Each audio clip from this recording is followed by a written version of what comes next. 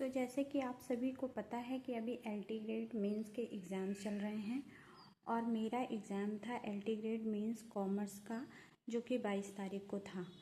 तो उसमें मुझे ऐसा लगता है कि मैंने बहुत सारी मिस्टेक कर दी हैं, जो मैं ये चाहती हूँ कि आप लोग अपने एग्ज़ाम में ना करें। जैसे कि मेरा कॉमर्स का पेपर था, तो मैंने प्रैक्टिकल बहुत अच्छी तरीके से प्रिपेयर कर रखे थे कि अगर सिलेक्शन होगा तो प्रैक्टिकल के बेस पे ही होगा, क्योंकि मुझे ऐसा लग रहा था कि कॉमर्स का पेपर है तो ऑब्वियस सी बात है कि स्टैटिक्स पोर्शन हो गया या हमारा अकाउंटेंसी हो गया, तो उसमें से कितना भी कम क्वेश्चन देंगे तो 2-2 3-3 क्वेश्चन तो रहेगा ही।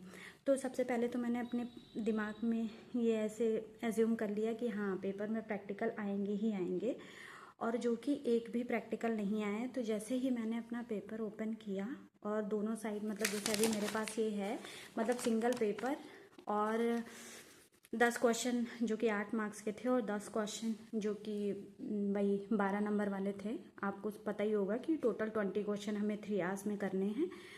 तो पहले ही दिमाग में एक चीज़ें बैठ गई कि अरे यार, प्रैक्टिकल तो आएंगे ही नहीं, और ये तो मेरे साथ बहुत गलत हो गया है क्योंकि मैंने इतनी मेहनत की थी। और वैसे मुझे पहले से भी अकाउंटेंसी सब्जेक्ट, मेरा अकाउंट्स अच्छा था, तो मुझे लगता था कि हाँ, मैं यहाँ पे अच्छा परफॉर्म कर लूँगी।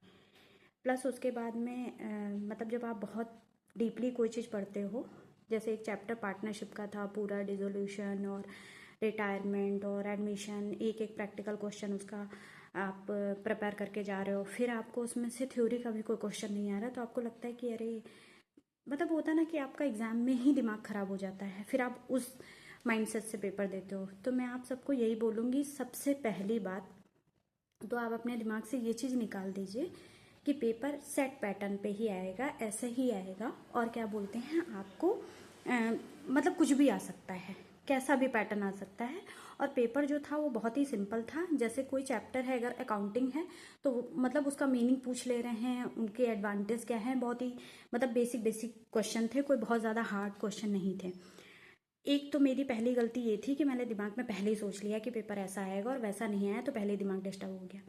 दूसरी गलती मेरी ये थी कि जो 8-8 नंबर के क्वेश्चन थे उनको मैं कम टाइम देती, और मतलब थोड़ा भले ही जैसे एक क्वेश्चन 8 नंबर वाला जो क्वेश्चन था उसके लिए 1 पेज आगे और 1 पेज पीछे, 2 पेज मिले हुए थे, तो अगर मैं उसमें 1.5 पेज भी लिखती तो भी मुझे लगता है कि मार्क्स ठीक ठाक मिल जाते। लेकिन मैंने क्या किया कि स्टार्टिंग से लिखना शुरू किया, और फिर लिखते लिखते लिखते लिखते मुझे मतलब उसी टाइम जो 8-8 नंबर के क्वेश्चन थे, 10 क्वेश्चन, वो मैंने बहुत अच्छे से लिखे। फिर उसके बाद में जो लॉन्ग क्वेश्चन थे उसमें से 4 क्वेश्चन मैंने बहुत अच्छे से किए, और फिर मुझे लगने लगा कि हाँ, टाइम थोड़ा सा दिक्कत कर रहा है। हालांकि मैंने प्रैक्टिस की थी, लेकिन प्रैक्टिस की थी तो मैंने सोचा था प्रैक्टिकल क्वेश्चन भी आएंगे जो मैं जल्दी बना लूँगी, तो उधर से टाइम निकल जाएगा, मेरा बच जाएगा, तो मैं इधर थ्योरी में वो अपना यूटिलाइज कर लूँगी। फिर उसके बाद क्या हुआ कि जैसे उसके बाद भी मैंने बहुत घसीट के लिखा जो लॉन्ग क्वेश्चन थे मेरे, लेकिन वो मुझे उतना सेटिस्फाई नहीं लगे कि हाँ, ये क्वेश्चन और अच्छा लिखा जा सकता था। जैसे एक क्वेश्चन था कि आपको ऐसे लिखना है RBI के ऊपर, रिजर्व बैंक ऑफ इंडिया के ऊपर। उसमें लिखने के लिए बहुत सारा कंटेंट था, लेकिन मेरे पास टाइम नहीं था, तो मैंने जैसे तैसे फ्लो चार्ट बना करके जैसे तैसे पेपर कंप्लीट कर लिया। तो मुझे ऐसा लगता है कि उन क्वेश्चन जो 8-8 नंबर वाले क्वेश्चन हैं उसमें आपको कम टाइम देना चाहिए, और अगर आपको लगता है कि बाद में आपके पास समय है तो आप जाके आराम से उनको दीजिए, मतलब 7 मिनट से ज़्यादा टाइम नहीं देना चाहिए। लेकिन वो लिखते लिखते दिमाग में पता नहीं क्या चल रहा था और मुझसे ये मिस्टेक हो गई। तो बस ये मेरा एक्सपीरियंस था और ये मैं आप लोगों के साथ में शेयर करना चाहती थी। और बाकी जिसका भी अभी मेंस है, आप लोग अच्छे से तैयारी करिए और सभी को ऑल द बेस्ट।